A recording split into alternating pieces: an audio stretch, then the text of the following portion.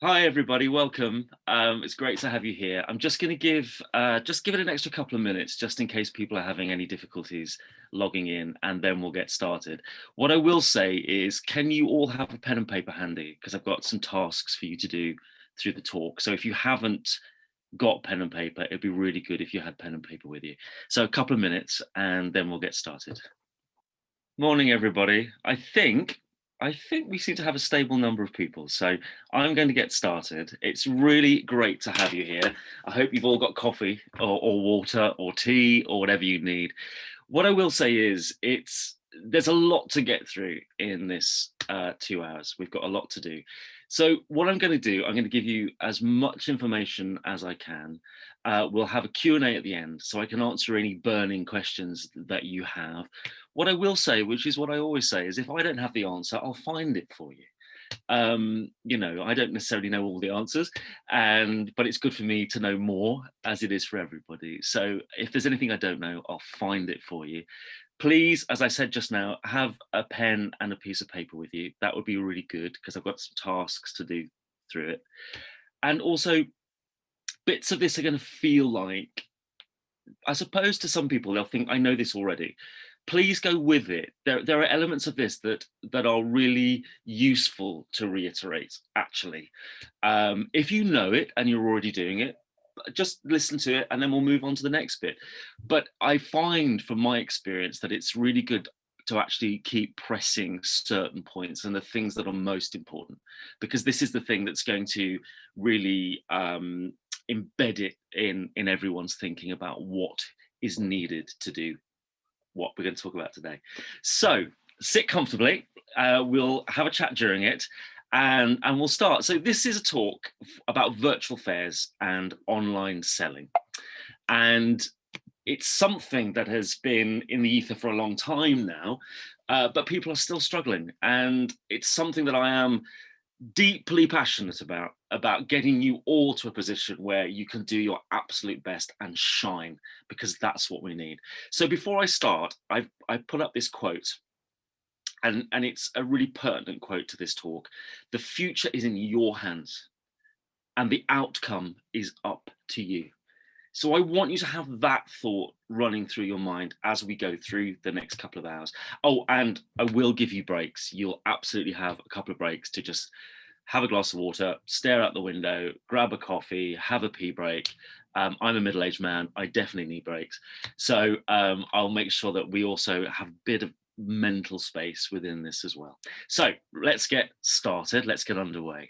So I'm going to start with a little bit about my provenance, so you understand really where I'm coming from and why I'm so hugely passionate about this.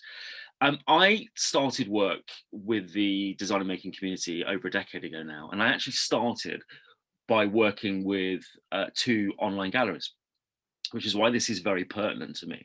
I was the talent scout. I was picking fantastic people. And what I found was, when I was taking people on, is that I would see them at a show, they'd be utterly brilliant, like breathtakingly brilliant. And then I would invite them to become part of first Seek and Adore before I then went to the Home of Artisans. And they would come online and almost immediately they would let themselves down. I mean, the quality of photography, the quality of product descriptions, the pictures themselves, it just was a constant battle of going, I know you are brilliant. I know you are brilliant. And you are so aesthetically aware when it comes to your making. But when you come online, it's like it all falls apart. And it became such a frustration because I knew how good these people were that I started giving talks for free. I just thought, I can't stick this anymore. I'm going to do talks for free. And I went around the country and I spoke to guilds and different organizations and just started talking about what people needed to do. And this led to some really fruitful connections for me. And I started to work with other organizations. So I'm just going to run through really quickly the organizations that I've had the pleasure and the privilege to work with. So the Crafts Council, New Ashgate Gallery, Design Factory, the Design Trust, Arts Thread, and these free talks became talks where I'd be invited to come and chat about what is needed. It's been great and it's been lovely to be able to communicate this, but interestingly, I'm still communicating it. I'm still communicating it. Last year, I became a judge for the Global Design Graduate Award, and I'm a judge this year. And then added to this desire to help people and to help you get the best out of what you do and get as many opportunities as possible, I started curating. So I curate every week for Canopy Market and King's Cross, the craft and design and art. I curate for Boulevard Market Islington Square, which we opened last year. I'm also the curator for Battersea River Walk, but that hasn't as yet opened since lockdown. I'm on the panel of the Richard Seeger Award, the annual arts award, and I'm the mentor for the Richard Seeger Annual Arts Award. And since 2016, I've been an independent curator for Handmade in Britain. And it's been a pleasure to give people like you opportunities and to help you share your voices. And voice is going to be a big part of this today, your voices and your uniqueness and how you share it. So finally, and then I promise we'll move on and get on with the talk, I founded Making Goode, and it's through Making Goode that I'm talking to you today. And it's my sort of umbrella organization that covers everything I do. So the curation, the mentoring, the talks, it all lives under this banner of Making Goode, where I can draw all these strands together and I can offer help and mentoring to the making community and help you succeed, because this is what we all want. And this talk today is about you succeeding. So let's get started. I've got task one for you. I want you to get your pens and paper out. I want you, and I'll give you a minute to do it, so I'll time it. I want to give you a minute to think about an experience you've had of bad customer service. We've all had them. I want you, within the minute and a half, I want you to say what you recall about it, and I want you to recall how it made you feel. So, bad customer service experience. What do you recall about it? How did it make you feel? I'm going to start my stopwatch. If you've got your pens and papers ready, off you go. Right, put your pens down. Okay, you just remembered an experience of bad customer service. I'm going to be really frank with you now. Presenting yourself badly online and during a virtual show, it's bad customer service. It's really bad customer service, and it is going to reflect on you, and it's going to cast a pall over what makes you so good. So I want you to bear that in mind as well from this today. Bad customer service, and we're going to turn that around. So the reason we need to turn that around is that virtual fairs and online selling are a window on the world. When you are doing an event online, you are available all the time. You are present, particularly with online selling. You are present 24 hours a day, 365 days a year. Anyone and everyone can see you. So if that's the situation, and it's a world now that is massively changed and has over the time that I've been doing this, and so many people are online, how do you want to be seen? Because if you're going to put yourself out there and not do it well and not show what you can do, then it is a lost opportunity. And virtual fairs and online selling, they're not the far future. Now, when I started doing this, the internet was sort of a new thing for makers. We were all discovering it together. But, years have passed and it is happening. And if COVID has taught us anything over the last year, it is that we need to have all those opportunities to hand. And we have to do them really, really well. And virtual fairs, they are staying. I don't see them going away. I think it's a fantastic resource, but we have to do it well. You have to put your best foot forward. And there you go. Best foot forward at all times. And there's a reason for this, and I've already touched on it. But for me, as a person who looks and finds talented people, who's passionate about finding talented people and giving them a voice, when people don't do it well, it's like they're in black and white. It's like they're in black and white and sepia. They sort of recede into the background when they're not doing it properly. But when you do it right, honestly, it is like this. It is like you come in to Technicolor and we see you. You become incredibly vivid. And that's what I want. We live in a very populated world, and I want you to be vivid.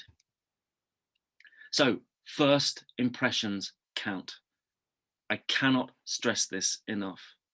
when someone encounters you online, they are time poor. This is what we talk about when people are online. Time poor. You have to grab them in the moment. If you don't grab them, they move on. And if the impression you've left with them is one of somebody who, I know it's not the case, but doesn't necessarily care about the way they present themselves, then why should they come back? Why should they waste their time? They'll be 10 sites along and they won't come back.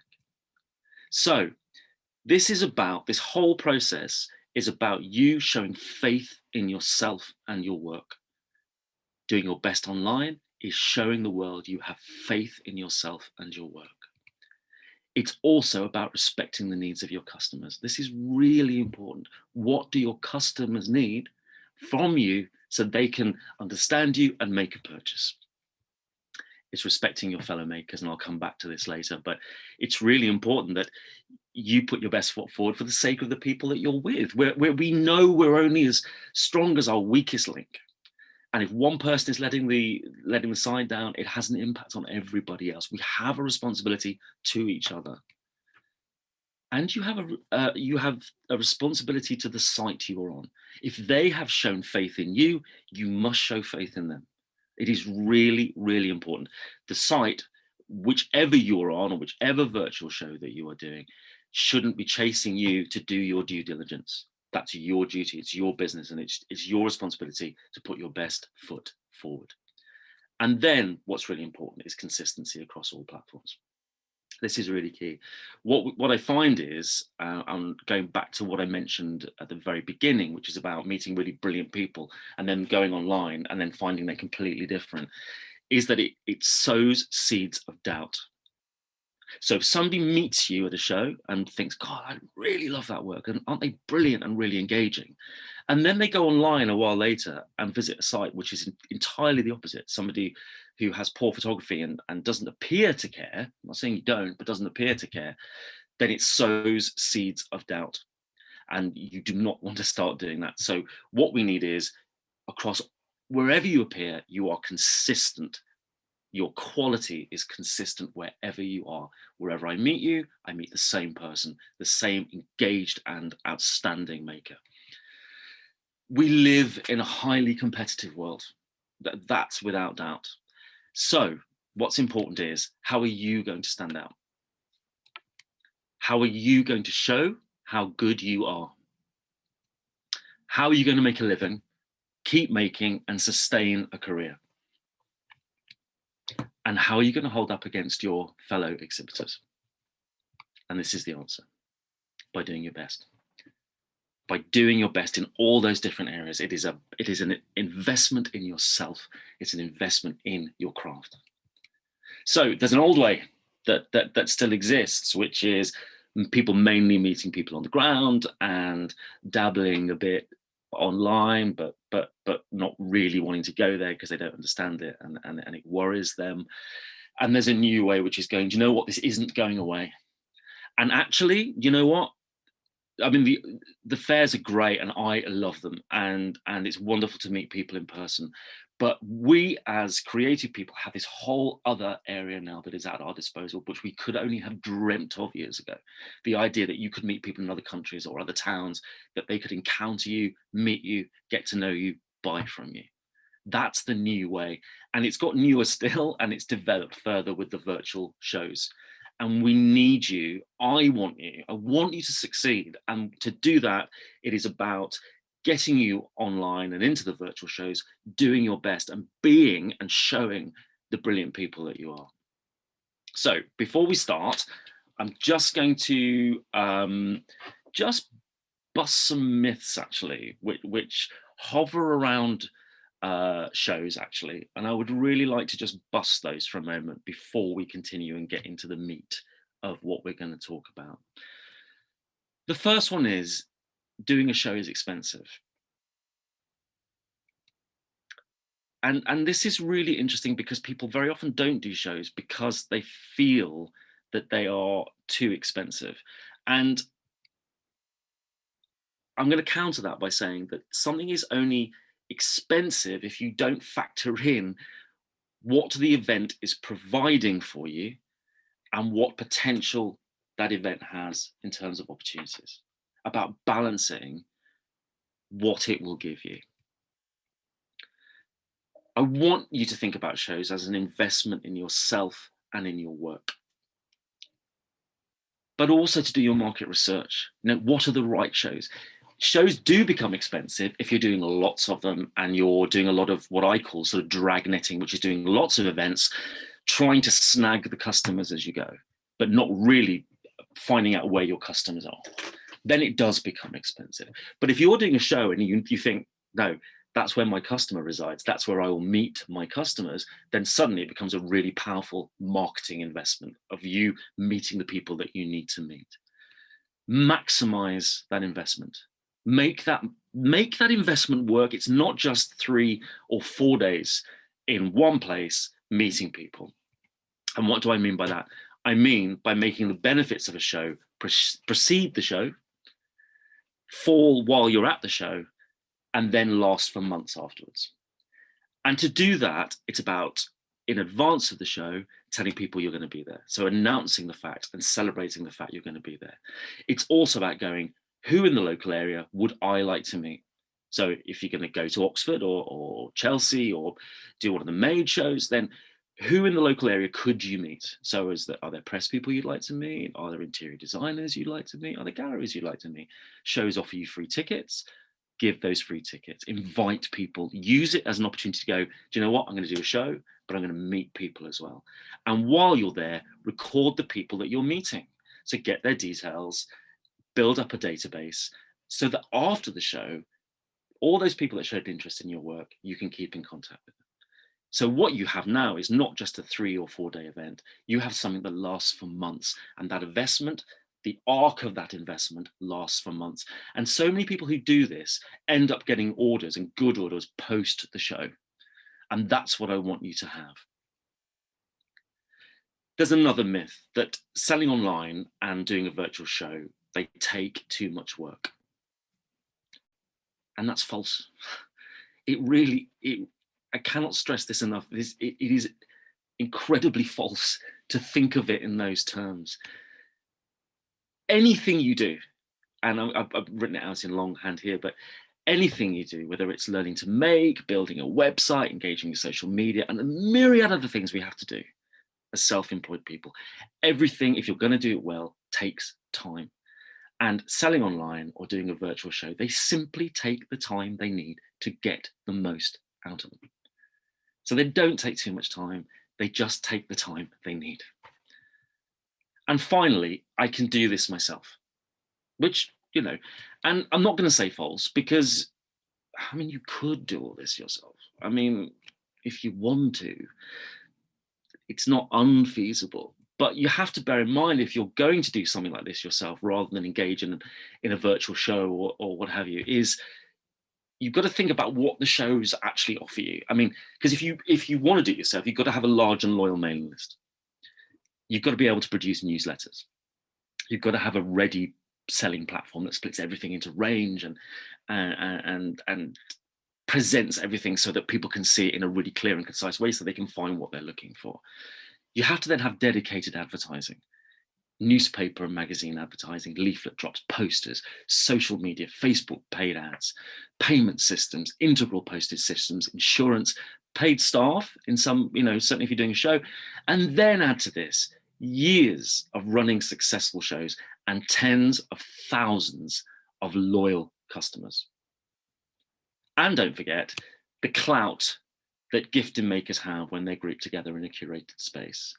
It's why open studios work, because you have a large group of really talented people, all inviting lots of people who come, and together, the people that come to see someone who makes jewelry come to see my ceramics, and vice versa. So that cross-pollination, that working as a community, adds incredible weight to what you do.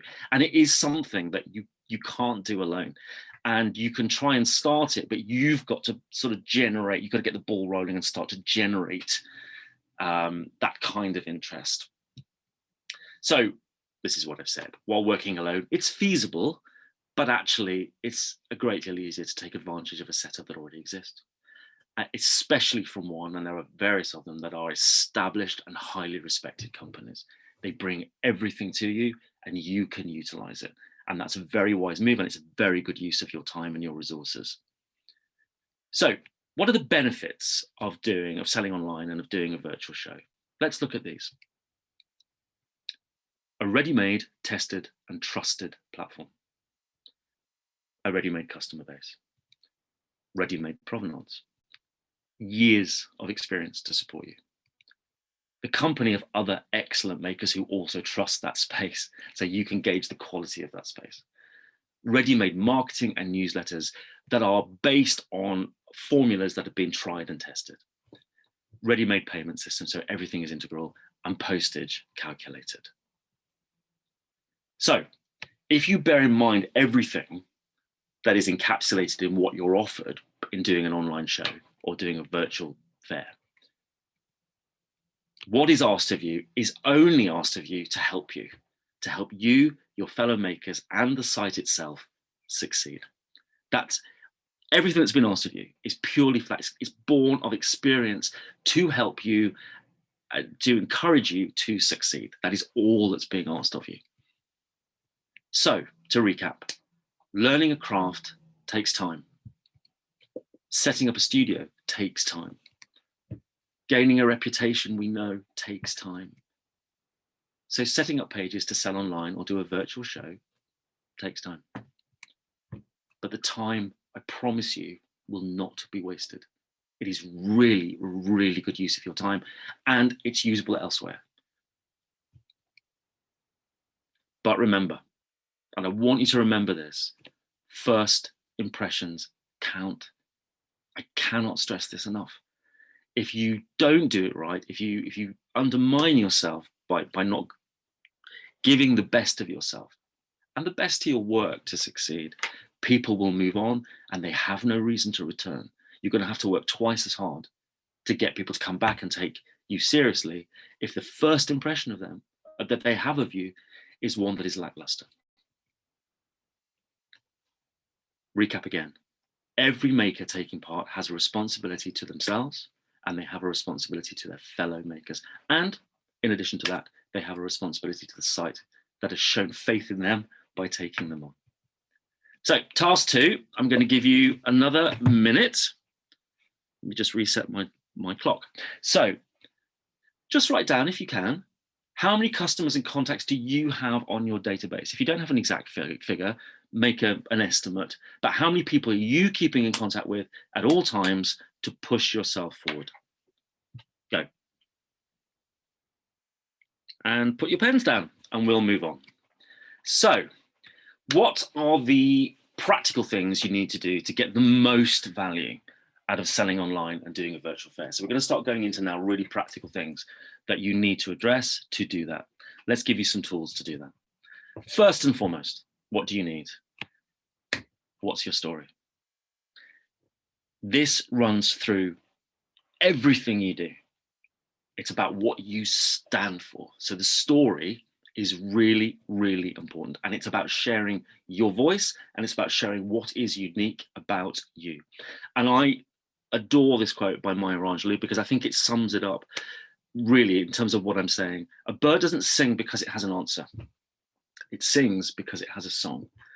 And what I have found, and working with so many people, is that a lot of creative people feel like they have to sort of answer what other people want. They are twisting words and shaping words because they think it'll appeal to more people. So really what they're doing is they're writing an answer. But actually you are stronger when you sing your song. And what's really powerful about this is that it's also about risking not being liked. It's about putting yourself out there. It's about taking a risk. But not being liked by some people is a really good thing, because the people that will get you will really get you, because you're being very truthful about what it is you stand for. And we know that if we wanted to think about bigger brands, not every brand, even the most popular, appeals to everyone.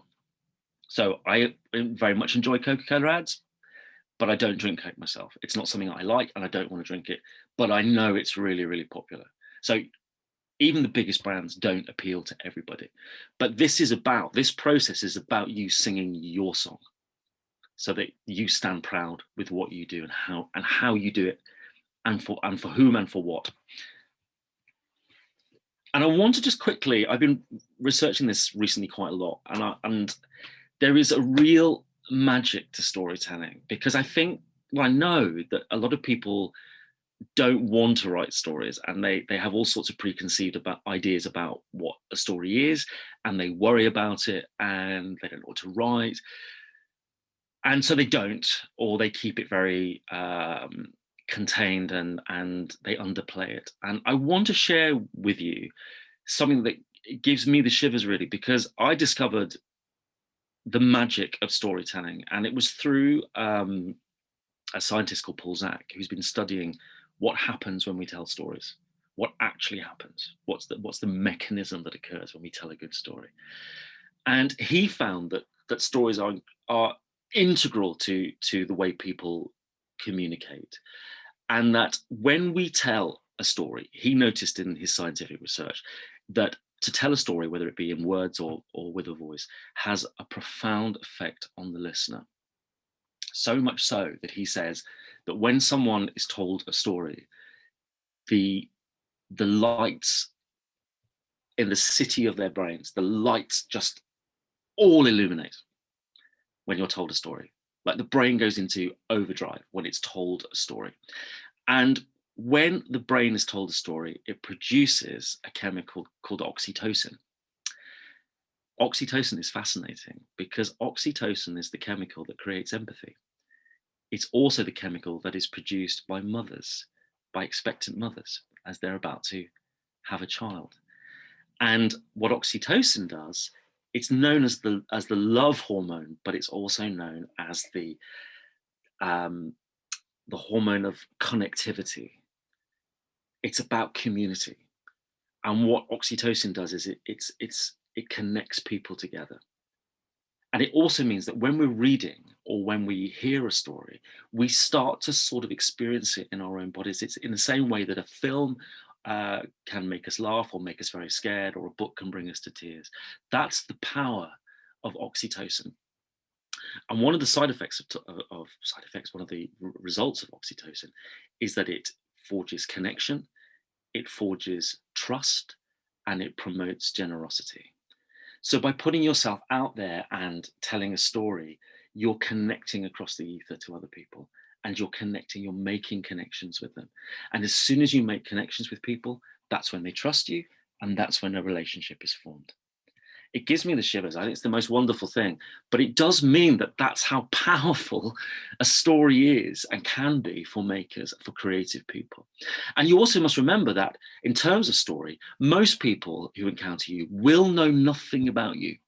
They will know nothing about you, and they will know nothing about their work. So it is your responsibility to tell a story so they understand everything they need to understand, so they can connect with what you do. So it's how you tell the story that makes the difference. This is the key thing, is how you communicate your story. And what I want you to do is share what makes you, what you care about, and why your work exists. And what I want to stress here is that your story will be useful in all settings. So the work you do now, it's not, that there is a sort of, I sometimes feel like, and I sort of feel like it myself really, is that we feel like we inject a lot of energy into one thing, and we feel like it only resides there. So we look at it and go, oh my God, if I have to do this is going to take so much time, and I'll be ignoring other things. But actually all this work that you do on story and presenting yourself is transferable, and it'll be useful everywhere. So this is really, really good work if you can do it. So I want you to think about your story. I want you to think about your story like a Swiss Army knife. So your story, if you do it and you engage with it, it will give you a gadget for everything you do. So whether it's on your own website, whether it's doing a show, whether it's, and I think I said it just in the previous slide, whether you're going for commission, whether you're going to enter a competition, this work that you do will support you for all of that if you do it. and you can use it everywhere. You know, I said about consistency, about being consistent across the board. This is what it will do. If you do this work, it'll give you a consistent message that you can use everywhere. It is really good time spent. So this is what's really interesting. What stops makers telling their stories? What stops them? What are the blocks that get in the way? And I'm going to hand over to you now, and I'd really like you to pop into the messages. And this is where Dan shows his skills at technology. Can you just pop into the chat the reasons for yourselves why what you worry about in terms of telling your story? I'd be really interested to hear from you. And hopefully that will come up in the chat if you can find it. Let's have a look. Has everybody got that? Don't feel compelled to if you don't want to. I've got some answers for you, but I'd really love to hear from you. Ah, there we go. Thank you, Sasha. Thank you, Jean. Yeah. Yep. Oh, Sarah. Don't believe that for a second. Insecurity, lack of confidence. Whoa, it's all coming in. I hope you can all see these. Not interesting enough. I feel it's not interesting. Okay. Getting the right tone of voice. People will be bored. Lack of confidence. Lack of self-confidence. It's interesting, isn't it? Lack of self-confidence. Lack of confidence. People will be bored. I'm not interesting enough. Any others? My work is not functional and I worry it seems frivolous. Okay. Including personal stuff. Yeah. Worrying about repeating myself. Okay. That's all very. I'm an introvert. I can understand that, Paula. It's not a problem. It's still possible, even if you're an introvert. I promise. Anything else? And then my passion is research and development of new ideas, but I worry about people stealing my ideas before I finish them. Okay, well, that's interesting. Oh, the work is a bit out there, possibly like a self-confidence, fear of exposure, spelling and grammar. Yeah, well, we all understand that. People are so busy. Do they really care? Nicola, yes, they do. And being accused of oversharing. Okay, not being clear enough, confusing story. Okay, this is brilliant. This is precisely why I wanted you to be, and fear of being judged. Yeah, well, we all have that. That's right. Well, let's talk about this, and I'm going to give you some of the thoughts that I came up with as well from my experience. So let's have a look. So, not telling your story or worrying about telling your story is based on various things. Fear. Okay, that's a big one. People talk about this all the time. Fear. Well, there's no need to be afeared. We can solve that. Makers feeling that as themselves, they are not enough. This comes up all the time. And what I'm going to say to you now is this is really interesting, because in feeling that we're not enough, the inclination is to then write something you think is more palatable for other people. So you start to change your story. The interesting thing about that is that people know you have a gut feeling when people are being genuine. You just do. There's something about people being genuine. You can pick up on it really easily. When somebody writes and it's not their words and they're trying to shape it for somebody else, it doesn't sound like them. If it doesn't sound like them, it is like, as I said at the very beginning, it's like them being in sepia. They're hard to see. If you start writing to try and shape yourself to be more palatable for other people, you're cutting off all those areas of you that are your integrity. And when you start doing that, you actually have much less to work from. So actually, you make it harder for yourself if you're trying to please other people. What I want to try and stress in this, and I don't want to sound like Dr. Phil from Oprah, although it is a bit like Dr. Phil and it sounds a bit like therapy, but I really want to stress for all the making community that whatever you do, you are enough. And actually, by talking from that place of you being you, you have much more to draw on. And there are greater rewards than trying to shape yourself to suit other people. And also, you have to risk not being liked, and you have to take that on the chin. That goes with the territory. But actually, it's incredibly empowering to go, you get me, I understand you, great to have a conversation with you. You don't get me, that's absolutely fine. Bye-bye, have a nice life. I wish you well, every success, but I don't need to waste my time on you because you don't get me. And that's fine, I don't get you. Right, I concentrate on the people that do. The misconception that to tell your story is somehow arrogant. I am not asking you to write something whereby you are expending 250 words saying how brilliant you are. That's not what I'm asking for, okay? And that's not what anyone's asking for you or from you. or of you. It is about just expressing what makes you tick and why your work exists, what inspires you, why it exists. Your work is the culmination of what you believe and what you have experienced and what you care about. And that's what I'm asking for. Again, the misconception that the story must appeal to as many people as possible. That's false, and so false, it's clangingly false. So I want you to get rid of that idea. I want you just to tell the truth, of who you are. My work speaks for itself. It doesn't. So I'm going to be really plain about this. Your work does not speak for itself. Well, it speaks for, no, a piece speaks for itself, but it can only speak of that moment of its creation. That's all it has at its disposal. It can speak of quality of make, and it can speak of its moment of creation. But if you don't share why your work exists, what you care about, what inspires you, what you stand for, then the person buying that piece only sees the result, and they don't see its journey, its provenance, and everything that went into it that makes it special and makes it unique. So if you just send work out and go, it'll speak for itself, you're sending orphans into the world. And if you're sending orphans into the world, it's a bit like, why am I not going to a department store?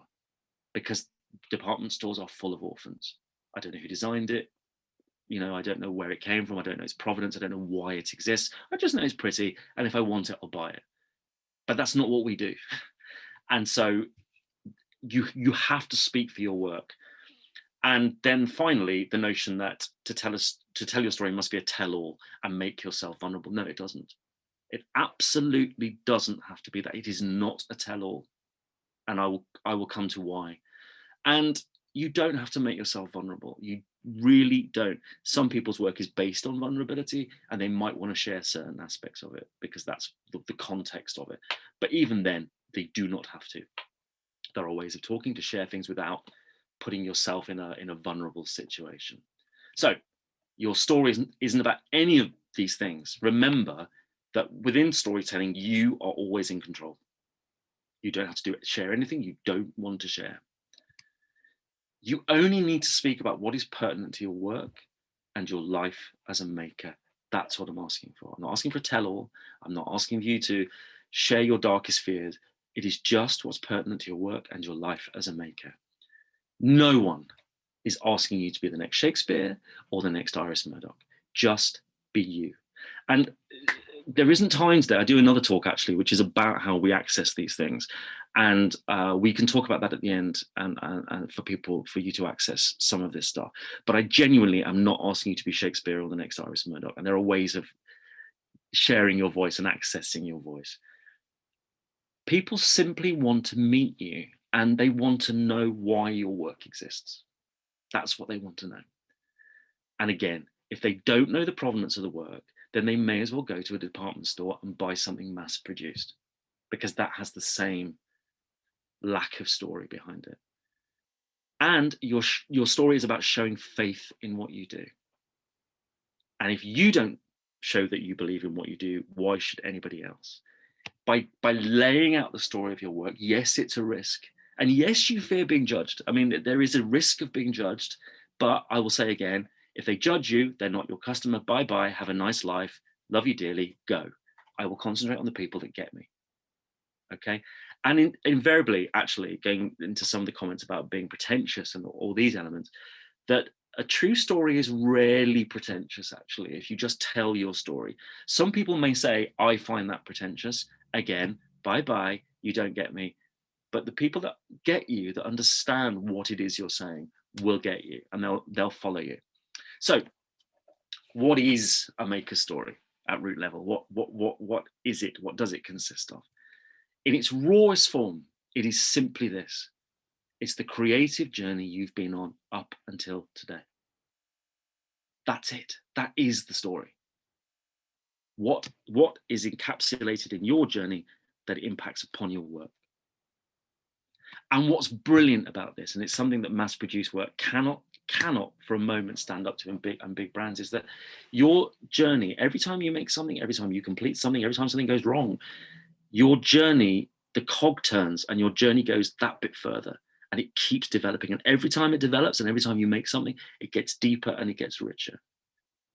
Your world and your creative life gets richer and it gets deeper and it expands. And that's your journey.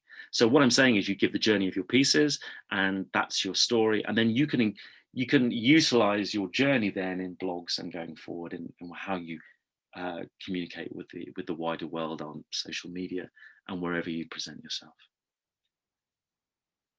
I love this quote from Michael Rabiger. Your life has marked you in unique ways, and these marks, whether you know it or not, will determine how you live your life, what quests you pursue, and what you are equipped to say with passion and authority. This is your story. Your work is, every time you finish a piece, it is the culmination of your life up to now. And it contains all that energy and all that experience. It's all in there. And that's why I want you to share it, because your work exists for a reason, and it is a reflection of what you care about. Task 3, and then we will take a break very soon. I will put on the timer again, just reset it. So how many newsletters do you send out every year to customers and contacts? Okay, just a quick, I'll give you a minute, go. Pens down. So let's move on. So why is a maker's story so important? Why is it so important? As I say, there's gonna be a lot of repetition in this, but it really helps the repetition to just strengthen these ideas and to just reinforce them. It's the reason your work exists. It's the physical manifestation of how you present yourself to your work to the world. It is how people will understand you and what you make. Without provenance, your work cannot reach the customers it needs to, because there'll be so many people out there who would really get your work if they knew what was behind it, or they knew what you had experienced, and that has a resonance, that resonates with them. The quality of make will only speak to the initiated, and only then if they take time to really study it, and most likely only if they see it in person.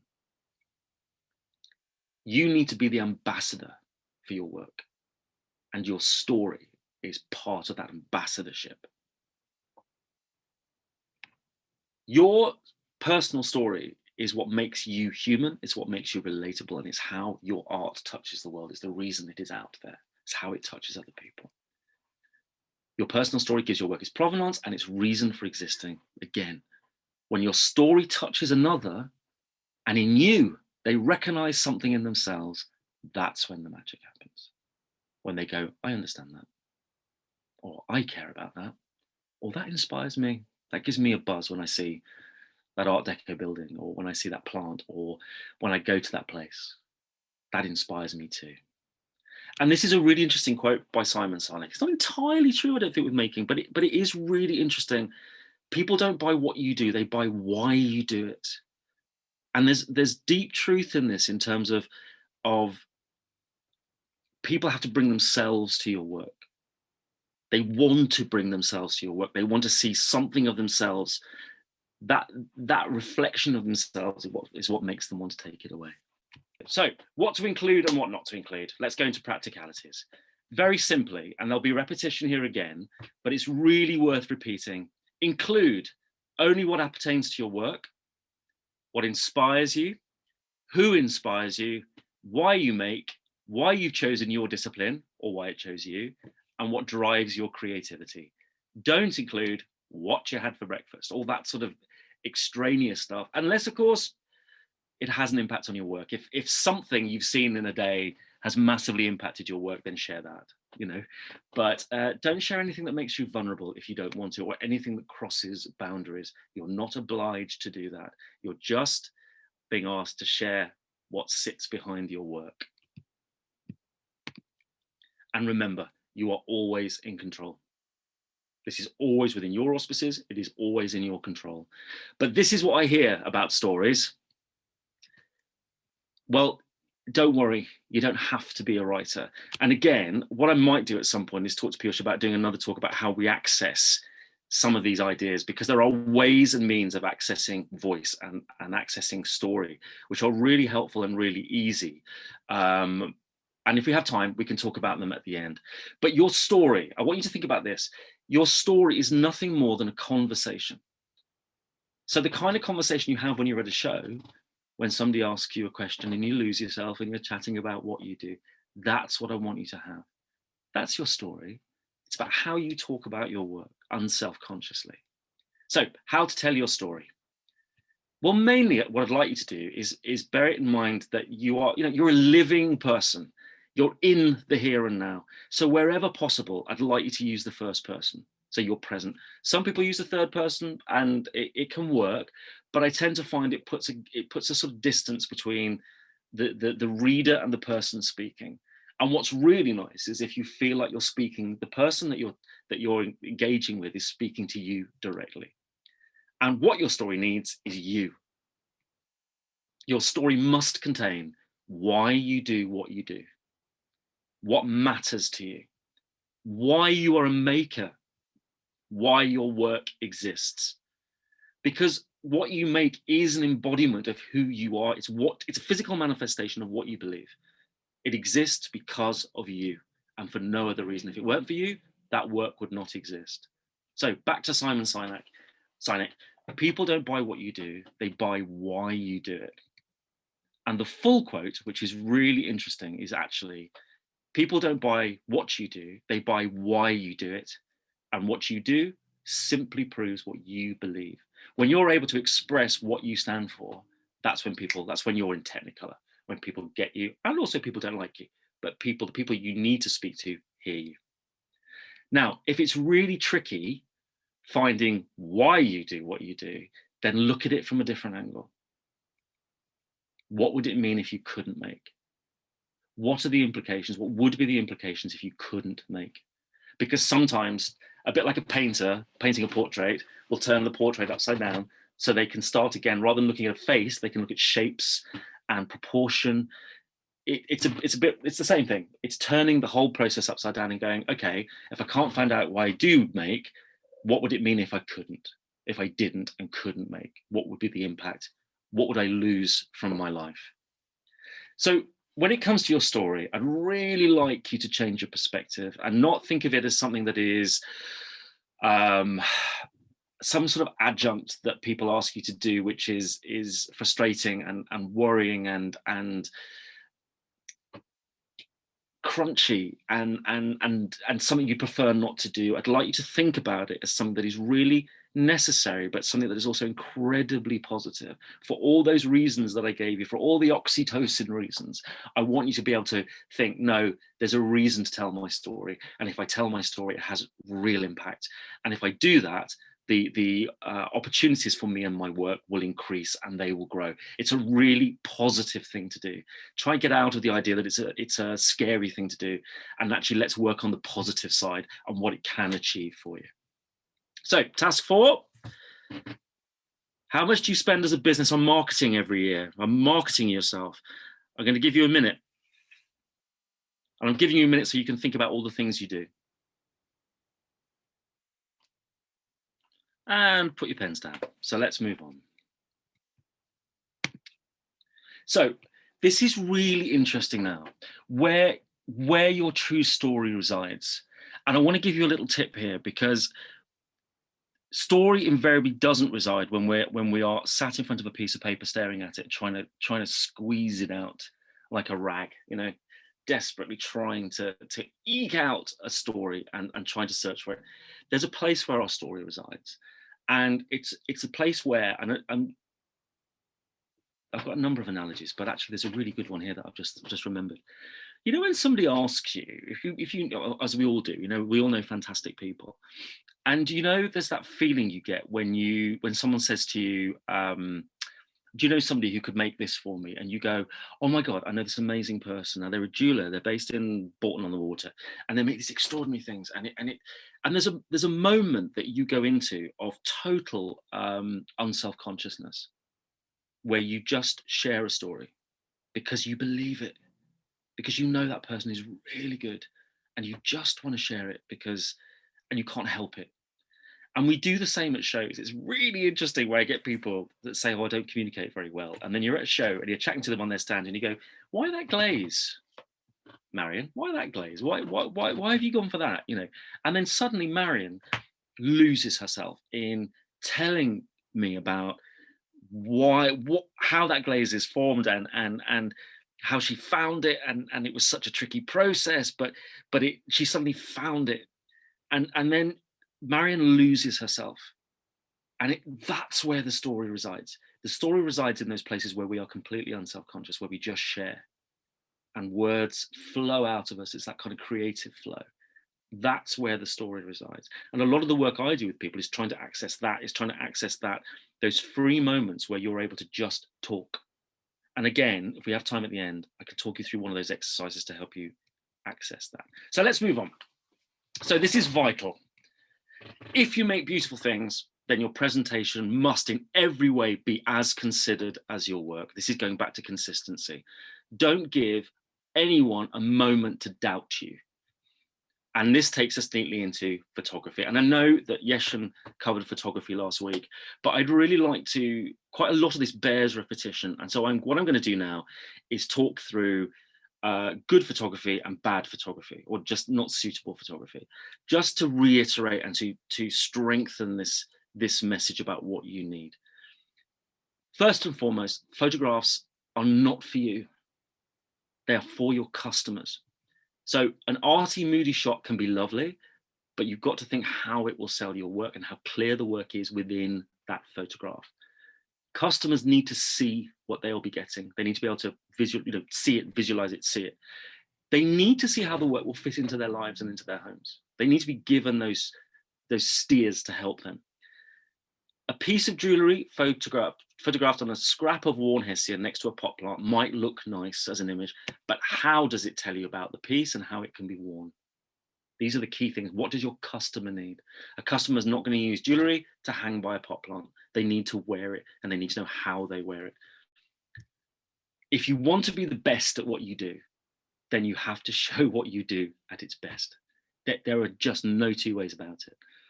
So poor photographs will undermine you and your work. This is about first impressions count.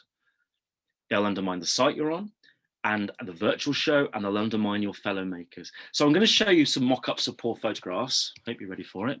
Just to give you an example of what people put out there, and they do it all the time without even realizing it. So 2 examples here. Inexplicably, earrings on a twig, out of focus. Really hard to see the actual pieces, how they're made and what goes into them. And then a vase on the busiest carpet in the world with some skirting behind it, out of focus, blurry. This is what people put up. I'm telling you now, this is what people put up. Or the mugs on the left are clearly really nice, but why is the light behind them? So everything is in shadow. And apparently with the finger on the right, you get with the mug on the right, you get a free finger. And it's just, this is in every way how to muddy what you do. The picture on the right, half a mug. Half a mug? I mean, how does this tell the story of the piece? It could even be a jug. I don't know, but half a mug, interesting. And then on the left, the darkness of the picture on the left, and on the right, the busyness of that picture. And this is not to mock people. This is just to say, if I could get my hands on these people, then we could work with them and help them, because it's so sad when people expend their energy, their time, and their resources making things, and then when they actually show them to the world, they let them down. So what you need is excellent product shots. And this is all part of the storytelling, because this is about how you show faith in your work and that your worth is, you have nothing to hide, and that you want people to see it, warts and all. You want to just go, this is what I make, and I'm proud of it. So these are some examples of really good product shots by people that I know and really revere. So it's just to give you an idea how clear work can be when it's photographed well. Nothing to hide. Just nothing to hide. And I want you to think of your product shots like this. Your photographs should be the visual equivalent of turning a piece in your hand as if you would if you met it in person. So those were some lovely product shots, but I would also want you to show, if you're making a mug or something, you know, the base of it, the rim, the handle, if it's a jug, the spout, just tell that story. So somebody looking at it goes, that's what I'm getting. I really like that, and I will buy it. And then you need to produce excellent lifestyle shots. You need to help people envisage how they will fit your work into their lives. And this is still, again, the storytelling of your work, how your work exists, why it exists, and for whom. So here are some product shots that I found from people I know and really like. Snowden Flood does a brilliant job of showing how functional her work is. She also produces the pictures as well. A shot that shows the pieces on a shelf, so they're functional, they're usable every day. You've got Baronet, who sells socks, but they make them fun and they show how lovely they are, but in a really quirky way, but also being used. Darren Ralph is wonderful, puts her cushions in a context, so you understand how they work together, the kind of place she sees them, that actually they're high-end pieces, they look lovely, they embellish a room. Sue Gregor is brilliant with her jewellery. I think this is really clever. Uses a model, but the model's not entirely in the shot. The only thing that's entirely in the shot is the earring. And I can look at the earring and go, oh, that's the size of it. That's how it looks against the skin. That's the drop. That's the fixing. Doesn't it look amazing? And it's crystal clear as well. So I can see exactly what I'm getting. Samantha Sweet. Beautiful work again. She's showing how it all fits together, how the pieces interact, the scale of them, the different scales that she does, and what you can use them for. And then lovely Das Marker hats, Bidiot Das, who makes these extraordinary hats, just shows how stylish they are, how they can look, how brilliant. If you know, I would hope I would look like this if I was wearing these hats. So on top of that, and I'm going to race through this, but this is all the things you need. Excellent maker shots as well, your studio. This is all part of telling your story. Where do you make? Where's this studio? How do you want the world to see you? And these are some brilliant people that I know that make fantastic things, but just showing the work in context, them in their spaces, really clear pictures. It's lovely when you see people working, it's really engaging. And a technical requirement that you need to bear in mind when going online: photographs must be square. They must be in focus, obviously, and Yeshin covered this, but they must be square. And the reason for this is that it means that if you view them on a laptop or on a mobile phone, they're always visible. Nothing's being chopped off. And of course, it's the same process with Instagram as well. Square photographs are the industry standard. So that's, it's really helpful to be able to do that. And most sites, they will allow you to crop the pictures, but make sure that whatever you have is croppable, so the piece itself is really visible, really clear. Everything you're showing is there. It is your duty to, wherever you are and to yourself, to upload suitable photographs. To use poor photographs will have an impact on how visitors see you. It will undermine the site, it'll undermine the virtual show, and it will undermine your fellow makers. You need to put your best foot forward at all times. And remember, you never get a second chance to make a first impression. I want you to be out there and people go, my God, that person is brilliant. For all the reasons that I can see it, they don't hide anything, everything is really clear, they have really good descriptions for their pieces, I know what I'm getting. So never underestimate the power of photography. And have a look. I'd really urge you to have a look at your photography when this is over, and just give it a real appraisal and go, am I really telling a story? And am I doing my best? And am I showing faith in myself in what I do? Am I doing that? Am I achieving that? So we're going to move on. We're going to move on to product descriptions now. Again, this is all part of the story. Excellent product descriptions are vital. It's not good enough just to say it's a vase, it's 30 centimeters high, it's good for milk, or a jug, or what have you. It's not good enough. Every piece has a story. Every piece is a continuation of the story. So what is that story? How long did it take to make? What is it made from? Why is it made from that material? Why is it decorated in that way, or not decorated at all? What inspires the decoration if it does? And if you do like a dinner set, and I'll show you this later, then one description can encapsulate the design and everything, or the thought behind it. Include dimensions.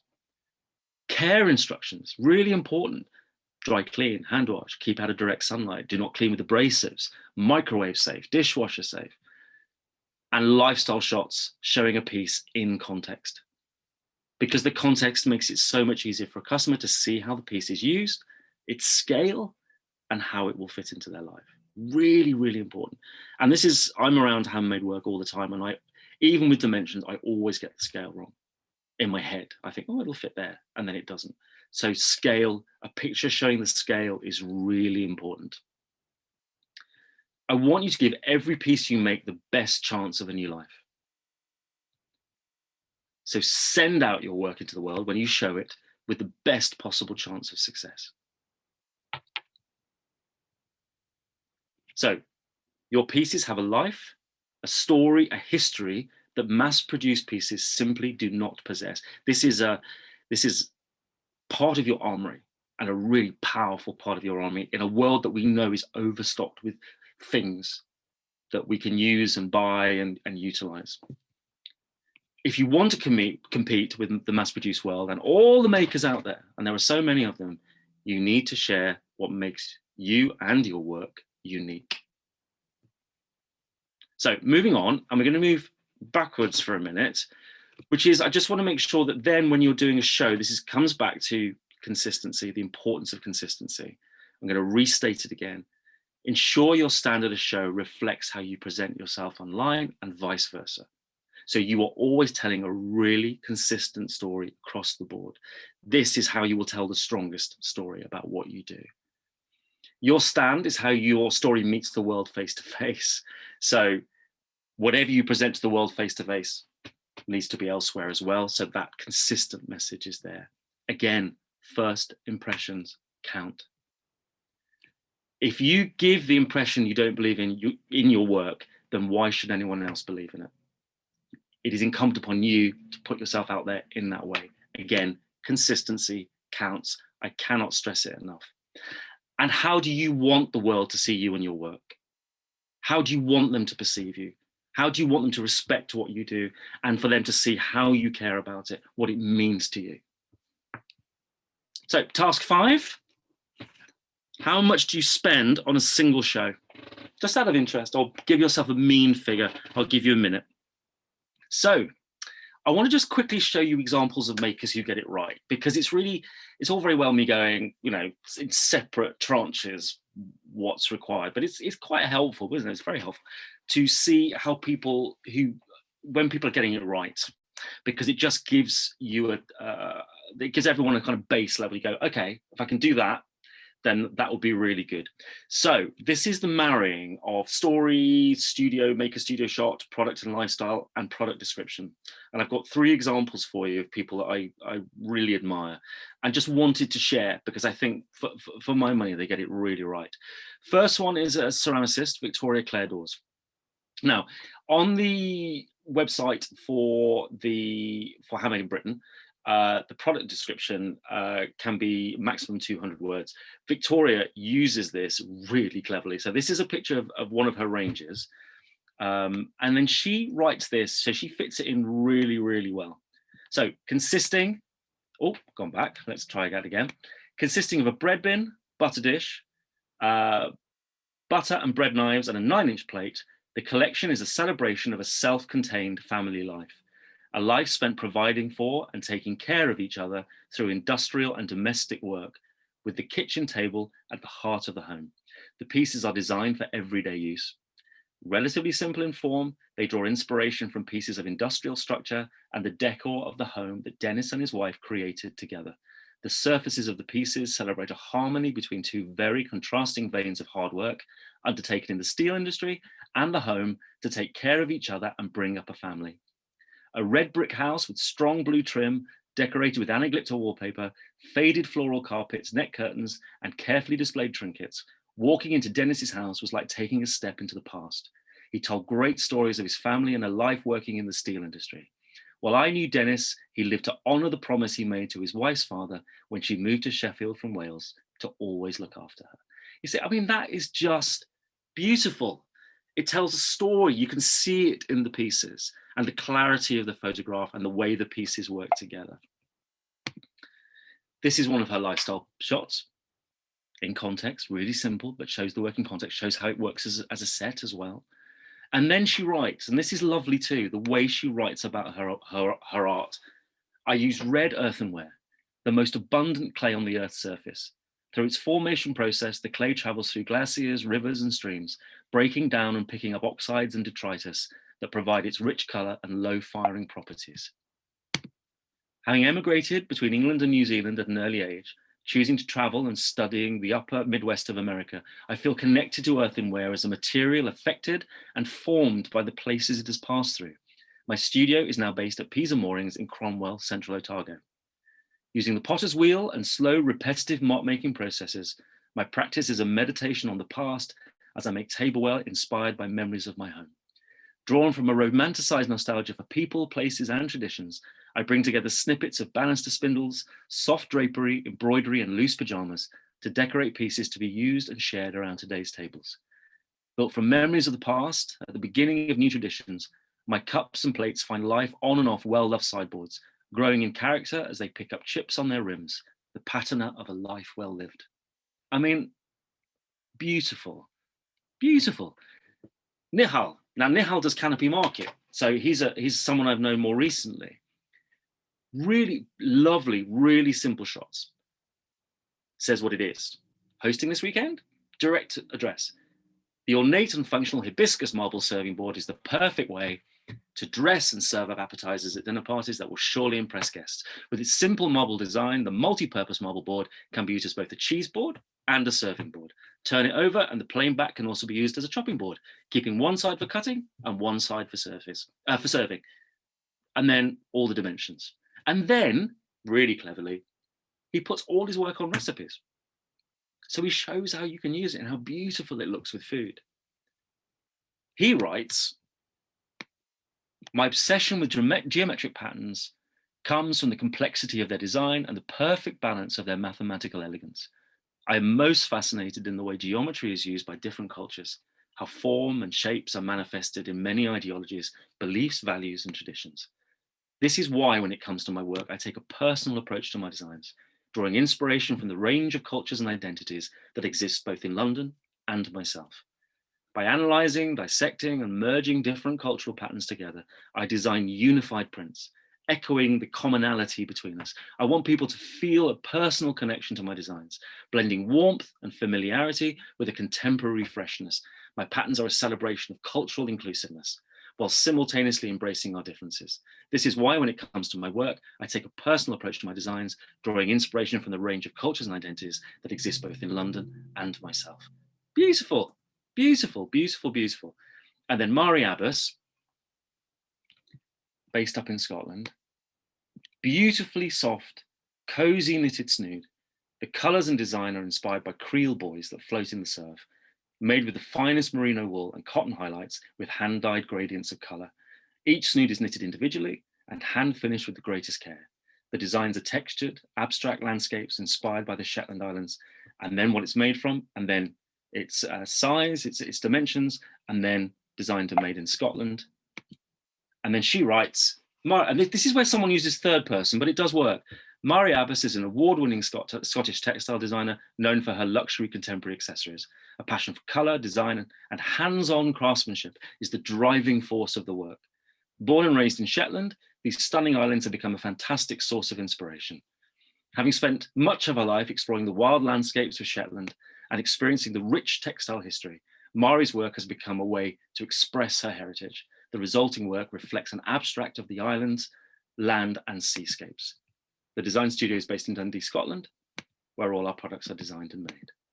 Mari Abbas is currently undertaking a residency at Duncan and Georgeson College of Art and Design. So this is telling a really clear story. All these makers are telling a really wonderful, clear story about the work, why they do it, and the stories behind it. And suddenly their work becomes really emotive. And one of the things I didn't share about oxytocin, this amazing chemical that lives in our bodies, is that when oxytocin is at play and we're telling stories, it aids memory. People remember stories, and they look at a piece and they will remember the story behind it. That's how oxytocin works. So again, going back to Simon Sinek, People don't buy what you do, they buy why you do it. And what you do simply proves what you believe. So let's go and do some technicals now about setting up the pages on the Handmade in Britain website. I just want to show actually what it takes and actually how easy it is. So first things first, it's the information booklet is only 15 pages long, okay? And there are just 10 steps to follow. This is really carefully thought through to make life easier for everybody who does the virtual show and goes online with Handmade in Britain. So it's a really easy process. You just have to follow it, and it takes the time it takes for you to be a success based on their experience of what is required.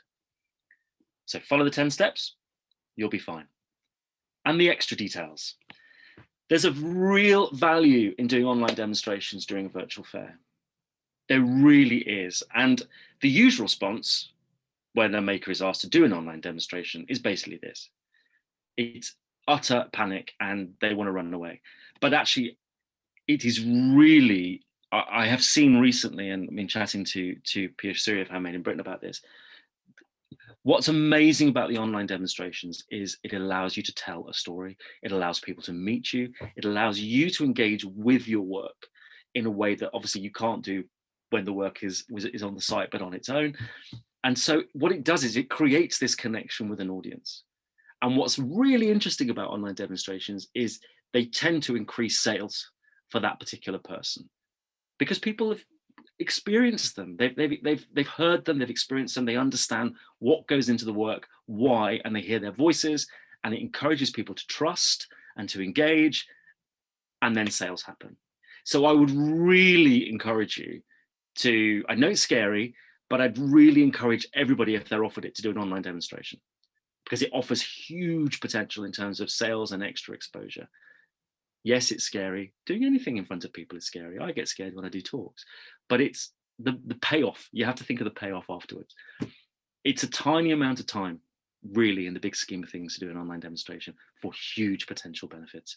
And once you've done it once, you'll be able to do it in the future. So task 6, we're rattling through. How much do you spend on marketing? How much do you spend each year on marketing yourself? I've done that question. Let's do it. 1 minute. Let's go for it. And stop. Had a sudden deja vu then. Right, moving on. So the next thing, customers want and need choice. This is also really, really vital. Purchasing from a maker is about a meeting of minds. When a customer has a choice, they have the pleasure of engaging their own creativity in picking a piece. So range is really vital. Different price points, a clear indication of the extent of what you make. So someone may see a smaller piece and a larger piece, and they can make the decision, the creative decision themselves, what they would like to buy, what they can afford. Too few items in terms of range online is an absolute killer, I promise you, because it implies that a maker is somehow inactive, that they might actually be disinterested. And I've come across this many times now. And it also implies a maker who isn't selling. So too few items in a range actually instills doubt and it turns customers away. So I don't know if you remember the way shops looked last year during lockdown. These kind of empty or sparsely furnished shelves during lockdown, the kind of feeling it left everybody with, sparsity, scarcity. This is the impression that you will give to customers with a meager range. You need a suitable amount of items. I think on Handmade in Britain, it's 10 or 12 at least. And there are knock-on effects actually, because the greater your range, the more you'll be seen, the more you'll appear in different search areas of the site, the more chance you'll have to sell, the more impact your work will have. And the more you have on there, the more product you have available, the more chance that a site can use you for PR and marketing. Because if you've got to think about it from the perspective of the site itself. If it wants to celebrate somebody, then it needs to be able to show a range of work to do so. There's no point saying, we really love this person, they make them the best glass in the world, and then somebody comes on and there are only 3 pieces there. They need to see your range and what you produce. That's how you show yourself as a vibrant maker. Also, update and refresh your pages. Don't leave them static. This is why shops update their windows. If you go past a shop and you see the shop window and you go back the next time and it's the same, you don't look. And if you kept going back and kept going back past that shop and all the time the window was the same, you'd think, well, there's something wrong with that shop. There's an issue there. There's like, I wouldn't go in that place. There's obviously nothing happening. So updating and refreshing your page is a really positive thing to do. And it's amazing the impact it has, the way it draws people back. An active page shows an active and engaged maker. It gives the impression, again, work is selling. Pieces weirdly get attention when they're moved around. I've had people that have, years ago with Seek and Door, somebody moved the pieces around. They'd had a piece of jewelry on there for I don't know how long, and they just moved the order around and it sold. It was just one of those weird things that someone suddenly spotted somehow because it had moved. And then we go into sending your work. This is just as important. It's all part of the story. Follow the turnaround process. The turnaround process that is provided by Handmade in Britain in this case, or any of the sites that you might go on. The turnaround process is done for a reason, and it's done for simplicity and for trust, that the customer can trust. It's to avoid seeding any areas of doubt in the process to do with the site, to do with you and your fellow makers.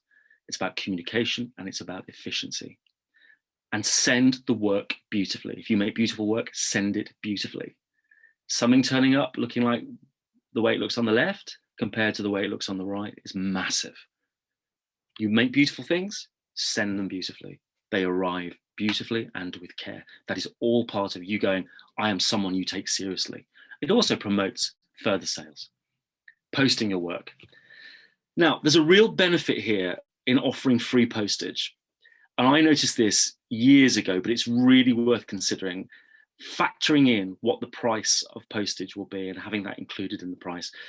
It's amazing how if you offer a full service, like someone goes, oh, I really like that. Oh, but what will the postage be? Suddenly there are blocks in the way, or how much does it cost for postage and packing and all the extra things? Like, it gets in the way of a sale. But if somebody looks and goes, oh, I like that. Oh, and it's that price. And if it gets sent to me, it's that price. Then that is a real incentive for people to buy.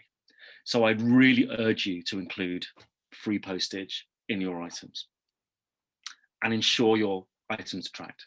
So you know from door to door, and your customer knows from door to door, that the item is safe and it's on its way. Never tell a customer you sent an item if you haven't yet posted it, because then you've got somebody looking at the door every day, waiting for it to arrive. So the expectation is it's on its way. When it doesn't arrive, the customer starts to panic, sows the seeds of doubt. Certainly with Handmade in Britain, when an item is marked as dispatch, the customer gets an email. So they will be waiting. So it's never mark anything as dispatched if it hasn't been posted. As I say again, don't give customers a moment to doubt you or their purchase. Again, if a customer doubts you, they will doubt the website you're on, and in turn, they will doubt your fellow makers. So it's sowing the seeds of doubt. What we need to do is always make sure we don't sow the seeds of doubt. Returns and refunds. Returns must be offered by law. A 28-day returns policy must be offered by law, but there are exceptions. Anything that's personalized, bespoke, or made to order, and some items such as jewelry, unless faulty, these can be marked as non-returnable. But actually, from experience, it's quite good to mark everything as returnable. It instills trust that people are being sent something in a trustworthy way. It's really helpful to do that. I'm just going to pick up just quickly because I think people have put some. Jean, I don't have examples of non-functional, but I can send you some. And thank you, Alicia, that's fine. Let's keep going. So if you give the customer everything they need before they make a purchase, then the likelihood of a piece being returned is lessened. For example, online sites, I find this a shocking figure, but online sites expect a returns rate of 30%. That's the industry average, but the standards set by companies like Handmade in Britain have ensured a returns rate of under 1%. I mean, that is, extraordinary, but that's by following what they give you, because what they give you is based on their experience, their knowledge. To recap, with your story, excellent photographs, products and lifestyle, excellent product descriptions, including dimensions and product care, what it can or can't be used for, if it's decorative or functional, the likelihood of an item being returned is greatly reduced, as long as you give people everything they need so they understand it when they're looking at it. Final task, everybody. How often do you analyze the effectiveness of your marketing? How often do you study that? I'm going to give you a minute. Okay, that's 30 seconds. Moving on. So I'm just going to do a comparison now, compared to what you have written down and what a company provides you, okay? So what it takes and what it costs from the other side to mount a craft event.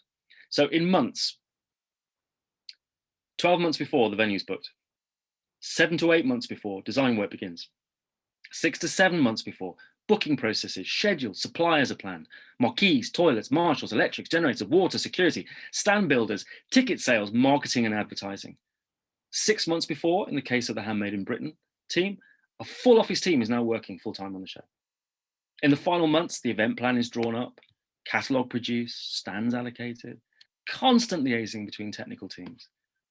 Then the whole team travels to site days before, and the show is constructed, all before the makers arrive. This is all part of the process that you're being offered. In addition to this, Handmade in Britain will send 2 newsletters a week throughout the year. They also commit 10 to 15% of a show's overall budget to advertising across everything, printed, digital, across all media. They're constantly doing data analytics. What works, what doesn't work, what sells, what doesn't sell. And in addition to the advertising budget, the venue in which the event will take place will also be advertising in addition to that. A show costs in the region, certainly Oxford would cost around £200,000. And that figure is committed before anything else has been sold. So before a single stall is booked or a customer has bought a ticket, that's how much money is risked. The virtual show also provides showcasing of the makers taking part, online advertising and promotion, live demonstrations, free sign up to the Handmade in Britain online shop, tried and tested selling platform, a link not only to the customers of the show, but to the wider world, technical support from the Handmade in Britain team, a loyal customer base, and an online gallery that has since 2020 exceeded its monthly sales targets every single month. That is the weight of what you're getting when you do the show. So all this is planned and placed at your disposal before you enter the building, the marquee, before you set up, before you sell online, before you take part in a virtual show. A whole year of work is sitting behind you to support you. So I cannot stress this enough. To fail to get the most out of online selling and virtual shows is a massive wasted opportunity. It's there, it exists, and it's going to keep existing. And without it,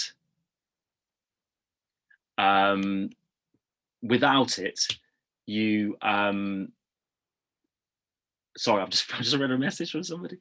To fail, it's such a shame because this is the way the world is going. And we have to engage with it and we have to do our best because it's not going away. And actually, it's access to the most extraordinary world of opportunity for you. In summary, you never get a second chance to make a first impression. Okay, you never get a second chance to make a first impression. The vast majority of people who encounter you online won't know you. They have no idea what you do, how you do it. What do you need to say? What do you need to show? How do you need to present it to ensure people understand you and what you make? Don't provide bad customer service because it lingers. It's like a bad smell. It lingers and it affects other people as well. Don't undermine the site or the virtual show. Don't undermine your fellow makers. Don't give anyone a moment to doubt you. And most importantly, don't undermine yourself. Please. Be the best you can be. That's all you have to be, the best you can be. All the work you do online and for the virtual fair is transferable. Nothing is wasted. You can use it everywhere. It's really, really useful work to do. And I promise you, working on this level, it will not let you down. Thank you, everybody. You have been so patient and so brilliant. So thank you. What I will say is, I will offer reduced rate mentoring if people want to work further on voices and how they present themselves. If you quote HIB Talk, I'll know where you found me. I always offer a free half-hour taster session anyway, just for those who are interested and seriously interested. So it's really important that you work with somebody that you feel you can work with, and I feel that I can help you. So that's really important. In addition, I curate for the Handmade in Britain shows. I have done, as I said, since 2016. If you'd like to be considered for Handmade Oxford and Handmade in Chelsea and want to work with me, I'd love to hear from you. My email address is there, and my website is there. So let's answer some questions, because I realize, as everyone who knows me knows, I can talk for Britain. It's now 12:44. Shall we do a Q&A? Has anyone got any questions? Would that be helpful? I did see, which stopped me in my tracks, fabric pieces. Hannah, why don't you drop me an email and let's have a chat about that. Hannah Cantelo, you asked about, do I have examples of 2D printmakers fabric pieces? If you want to send me an email, by all means do, and we can have a chat about that. Great. Let me just, I've got 2 new messages. Oh, you're very welcome, Claire. I've had a message.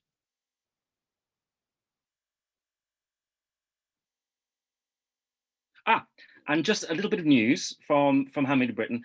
There are 2 sessions on digital marketing, 14th and 15th of June next week, part 1 and part 2. So if you want to attend that, then sign up.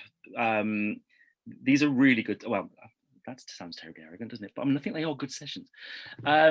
So Geraldine says, I run an online market and makers are finding online has definitely taken a dive since shops have reopened.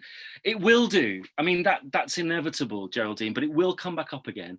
What you think about it at the moment is that people have been stuck in their homes for months and months and months. So inevitably, they're going to push their energy into shops at the moment, but it will return. The key thing is that for your makers is for them to just keep the faith. We know these things are cyclical. Keep the faith, keep doing the right thing, put themselves out there, refresh their pages, put up new work, and it will return. It will balance out in time.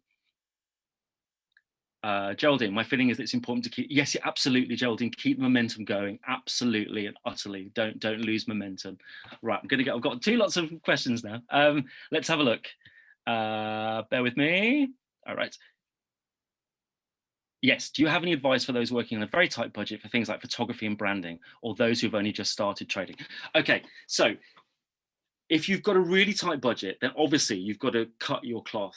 What I would say is, hopefully you saw Yeshan's chat last week, the talk last week, about how to do photography yourself.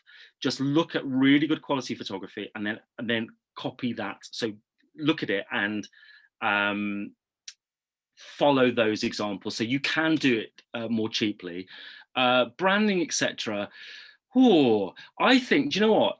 Even if you just have to have as a website holding page, and you have a really clear story, so that on that holding page it says what you stand for, really sharp, really concise. This is who I am. This is what I do. This is why I do it. This is where you can find me. Then you can then expand your website as you go. Use the free sites like Instagram and link them to your website, so people can go, oh, what's Eddie making at the moment? Come to Instagram, come and have a look. So utilize the free stuff, have a holding page, keep it tight, and then when you can expand it, then expand it then. But just make sure everything you have is of really good quality. Let's have a look. Dawn, can you message Handmade in Britain about that, about missing the beginning? And they'll be able to advise you. How do you apply to sell on Handmade in Britain? Do you have to do one of its events first? No, you don't. If you go on to the Handmade in Britain website, that will give you all the information about the shows and also selling on their site. Linda, hi, thank you so far. Do you think it's possible to make access by virtual shows only? I'm sure you can. I mean, I tell you what, Linda, what is really good about doing the shows face to face is that you meet people and you can do your market research face to face, and that is really, really good. There's nothing better than someone actually asking you really pertinent questions and you having to find the answers for them. So I wouldn't personally, I wouldn't only do virtual shows. I would do both and have the benefit of both. I think it's part of the engaging directly with your customers and having to answer their questions is really good. Roland, in my story, I always try to present as positive, but everyone I know thinks I'm negative in real life. I don't think that. I think I'm just realistic. So should I be presenting my story in my own voice, even if it does come across as negative? Well, negative is in the eye of the beholder. I would say if you're presenting it positively, I mean, positive is good. It's always good to be positive because it does draw people in. But if you are actively negating your own personality to do it, I would worry about that. I would try and balance. That's a really interesting one. I think you should be yourself, and but I think also you should inject it at times with when things are positive and good. Then share the goodness and the positivity of having the joy of having made something. You can still be realistic, but I would say that there is something that by censoring yourself, we lose so much of people's personalities, and I think that is such a shame. So do try and use your voice, I think is the answer.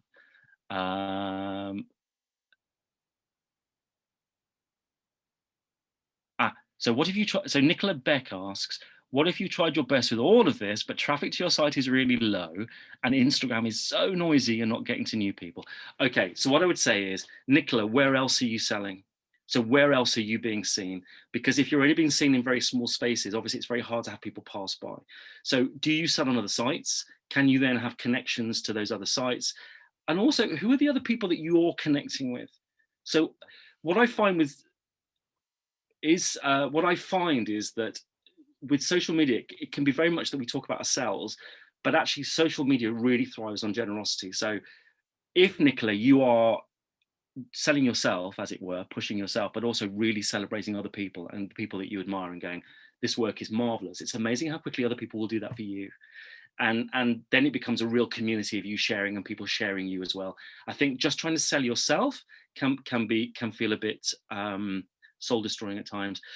But this is where the notion of people investing in you as the person is really important. Saying why you exist and what you do, people can connect with that.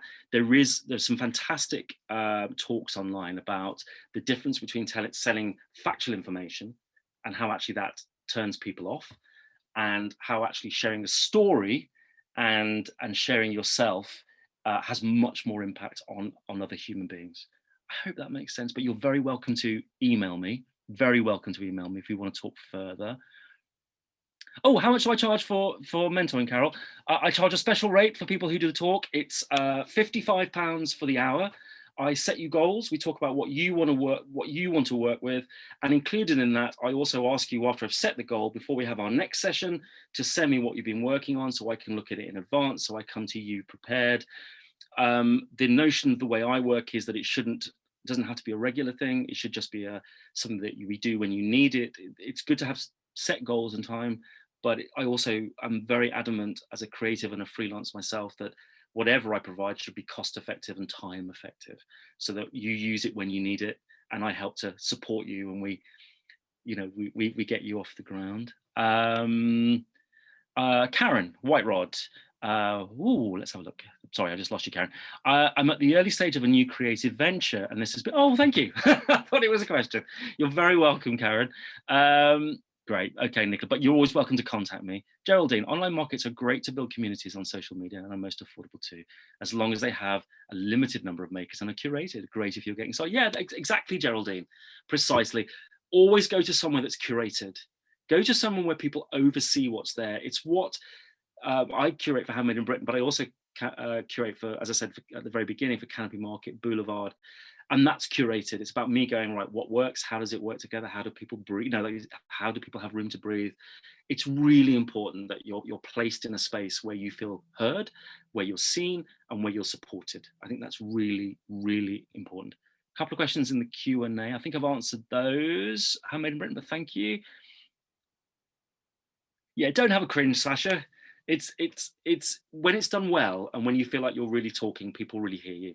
And I want you all to be in Technicolor, going back to the Wizard of Oz reference. I really want you to be heard. And to be heard, you have to speak. And to speak is a risk, and it does risk being judged and feeling foolish, and some people saying, call you pretentious, whatever, but just be you. And if you're you, you're your strongest person. And that's absolutely like Dr. Phil on Oprah. But I do believe it. And that's why we're here. It's why Handmade in Britain and the other sites work so hard to support you. And it's why when they do that and we honor you, it's about the reciprocation. Because if you do everything that they ask you to do and I ask you to do as a curator, that's when we get results, because it comes from experience and we want you to do well. I'm glad it's been really useful. Oh, that's nice, Amanda. That's great. I mean, it should reiterate things that you know. If there's anything that wasn't clear, because I know we've gone through this at breakneck speed, feel free to email me. I'd love to hear from you. Thank you for your patience. I really appreciate it. Thank you for coming today. And if there's anything I can do to help you, then let me know. Thank you, everybody.